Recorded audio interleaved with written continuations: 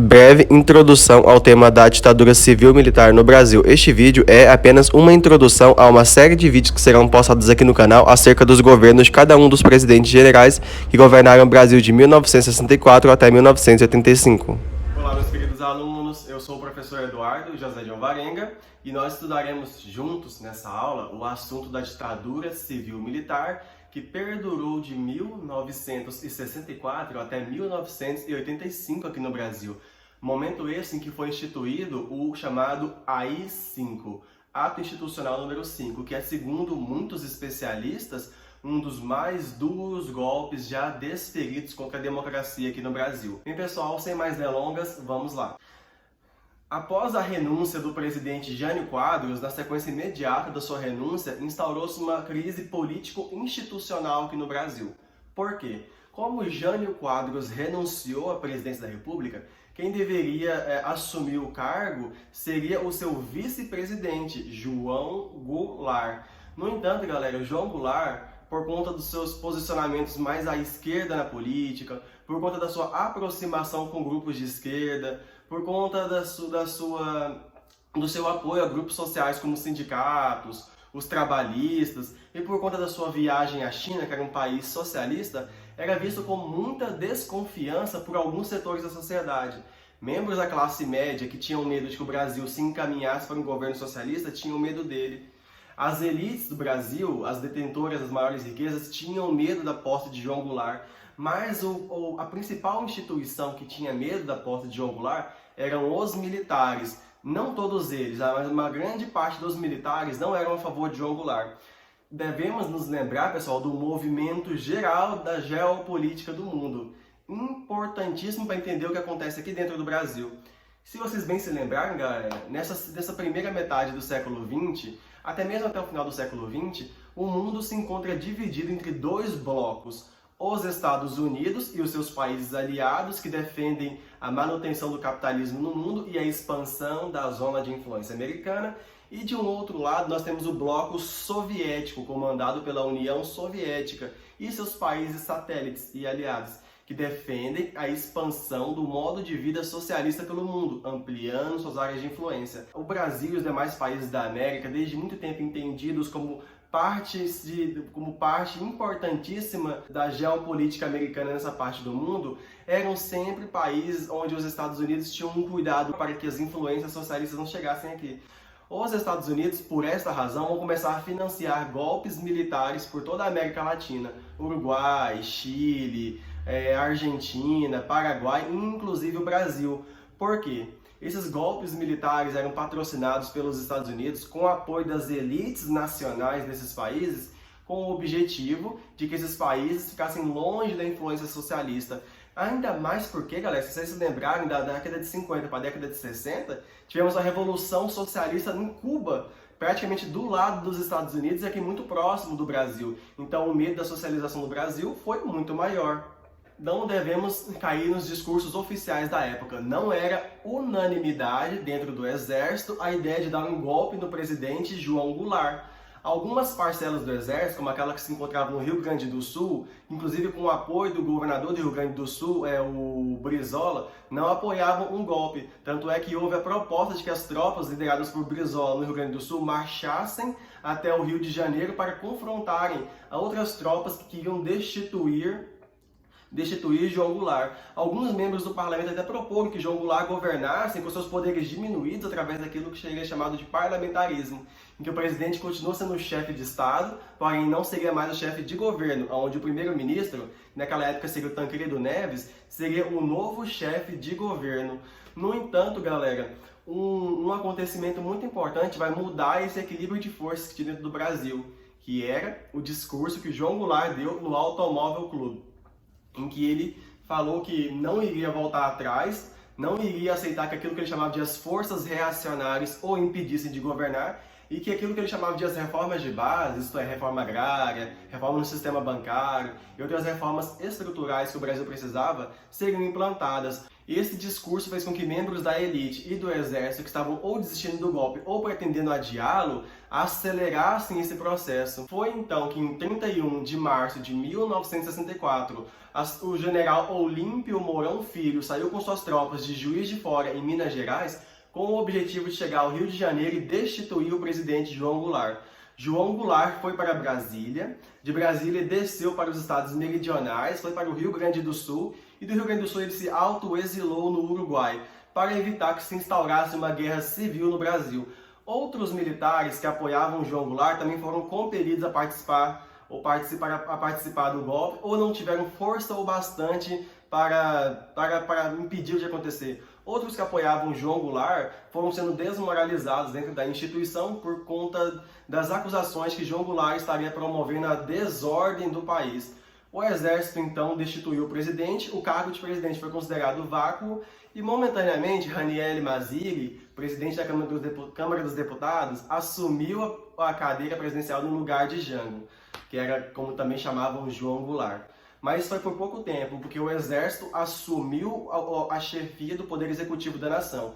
E aquilo que foi chamado de o Comando Supremo da Revolução, formado pelas lideranças do Exército, da Marinha e da Aeronáutica, escolheram, através de eleições indiretas, um presidente vindo do interior do Exército que assumiria o controle do país. Escolheu-se então o nome do Marechal Humberto de Alencar Castelo Branco. Galera, para vocês terem uma ideia, tanto o historiador Carlos Fico diz em seu livro História do Brasil Contemporâneo. Para vocês terem ideia da falta de unidade que existia dentro do exército, politicamente existiam duas linhas lá dentro, a chamada linha dura e os militares moderados. Esse primeiro eleito, Humberto de Alencar Castelo Branco, representava o chamado grupo dos moderados dentro do exército. Inclusive, muitos de seus membros estudaram na Sorbonne, lá em Paris.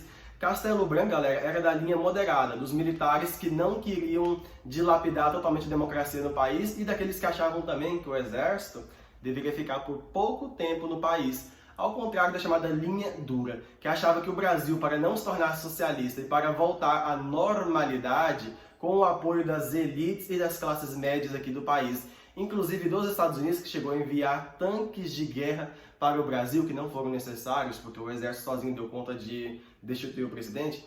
Essa linha dura achava que o Brasil deveria ficar sob o comando do exército por muito mais tempo e as liberdades individuais e democráticas deveriam ser cerceadas. De qualquer forma, galera, instaurou-se no Brasil nesse momento uma ditadura que começou a censurar os jornais, tanto a mídia televisiva quanto a mídia escrita que era vendida pelo país, começou a censurar as manifestações culturais como peças teatrais, shows, músicas, começou a instalar-se censores que estavam nas redações dos jornais, vendo o que seria escrito ou não, e que principalmente, galera, acabou com a liberdade política no Brasil. A partir desse momento, o presidente seria escolhido de forma indireta dentro do interior do exército, governadores de estados, prefeitos de municípios também seriam escolhidos dentro do exército, assim como em muitos casos, até mesmo senadores seriam escolhidos pelos presidentes militares, né? Surge a figura do chamado senador biônico. O primeiro ato, chamado Ato Institucional número 1. Ao todo, galera, seriam mais ou menos mais de 12 atos institucionais que o governo militar iria instaurar no Brasil. Mas os mais importantes são os 5 primeiros, o AI-1, o 2, o 3, o 4 e o 5, que, como eu falei para vocês, é considerado o mais duro golpe contra a democracia no Brasil. O ato institucional número 1, galera, cassou os mandatos de todos os políticos associados à esquerda ou que seriam oposição ao governo. Além desses políticos perderem seus mandatos, não poderiam mais ser deputados, senadores, governadores ou prefeitos, eles ainda perdiam por mais de 10 anos os seus direitos de participar da política.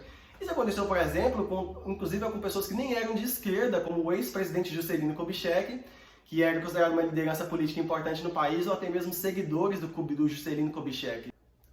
Outra coisa, galera, é que o ato institucional número 1, que era um conjunto de leis que estavam acima da própria Constituição, dizia que todas as propostas vindo do Executivo tinham um prazo de até 30 dias para serem analisados pelo Legislativo. Se não fosse, seriam automaticamente propostas.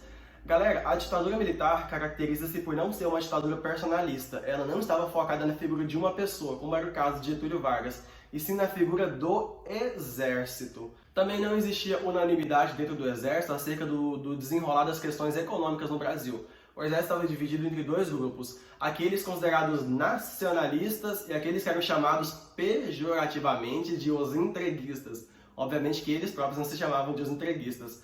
Os nacionalistas defendiam que o Estado deveria intervir na economia, principalmente nos setores mais estratégicos do país, como energia, transporte, nas indústrias de base, para estimular o desenvolvimento industrial no Brasil, com participação do capital privado e do capital estatal, em que o Estado agiria como empresário. Aqueles que eram chamados de os entreguistas defendiam que o Brasil se industrializaria com a ajuda do capital estrangeiro, ou seja, o Brasil deveria abrir a sua economia para a entrada das multinacionais. Os entreguistas também tiveram suas vitórias. Não é à toa, galera, que no ABC Paulista se instalam as grandes montadoras automobilísticas, como Ford, Volkswagen e outras empresas multinacionais. Pessoal, mesmo que predominasse a censura aqui no Brasil, que os artistas não pudessem escrever qualquer coisa na letra das canções que denunciasse o governo ou que pregasse a volta da democracia, porque esses artistas poderiam ser presos, acusados de serem subversivos ou de apoiarem movimentos criminosos, como aqueles associados à esquerda, os artistas conseguiam driblar a censura daquele momento.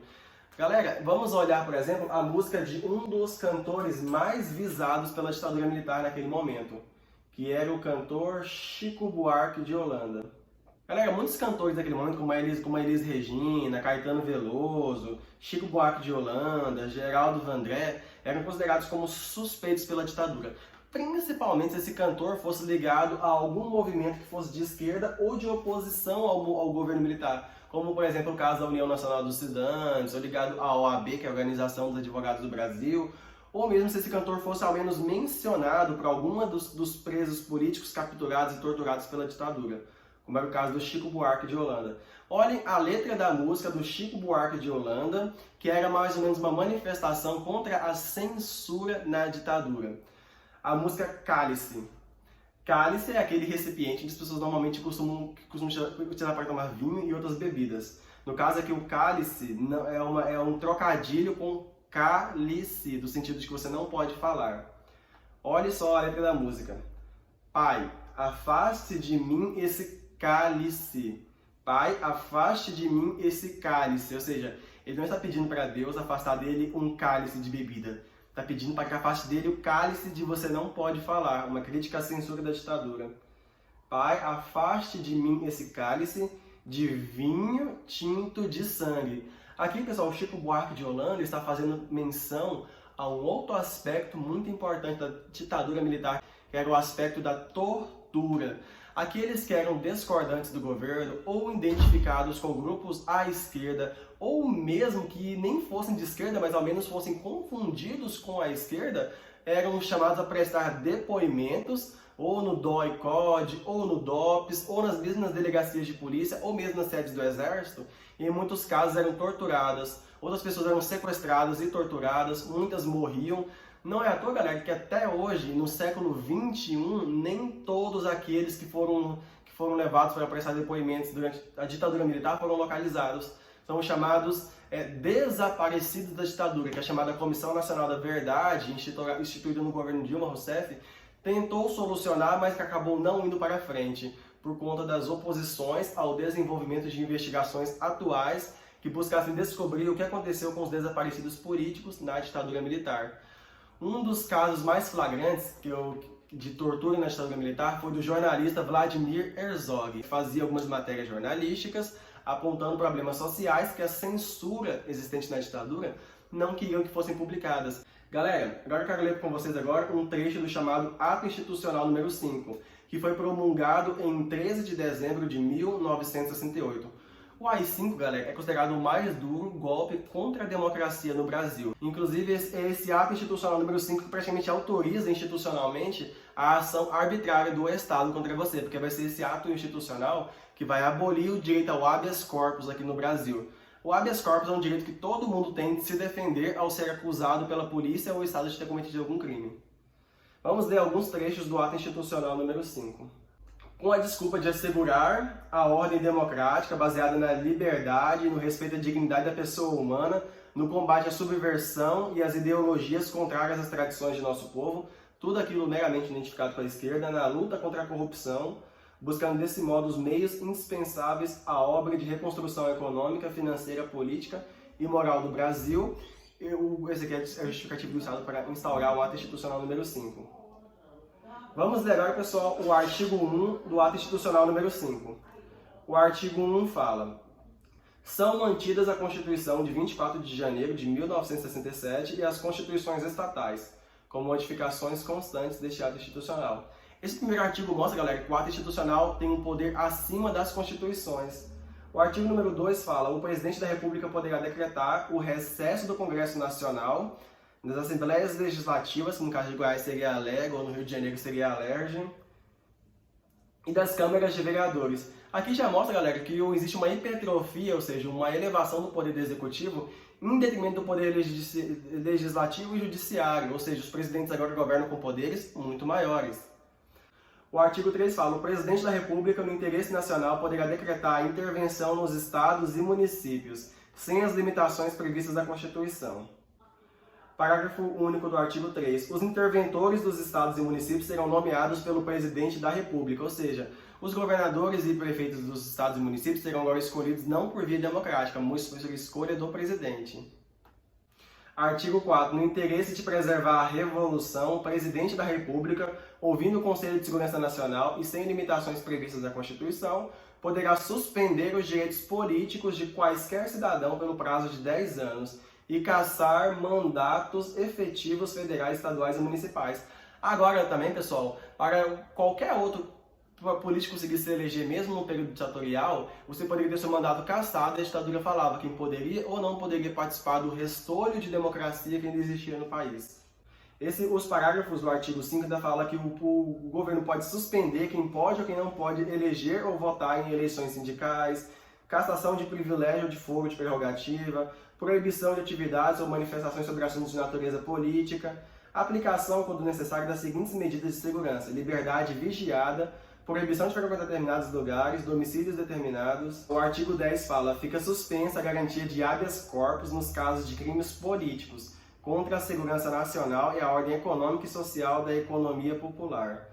Galera, não é à toa, galera, que logo no dia seguinte, no cabeçalho do Jornal do Brasil, do dia 14 de dezembro de 1968, apareceu na previsão do tempo a seguinte legenda: tempo negro, temperatura sufocante, o ar está irrespirável, o país está sendo varrido por fortes ventos. Pessoal, o Jornal do Brasil era caracterizado pelo seu grande rigor na forma de escrever os seus textos. E ele escrever isso num dia tipicamente ensolarado era para tentar alertar o seu público acerca da censura na ditadura militar.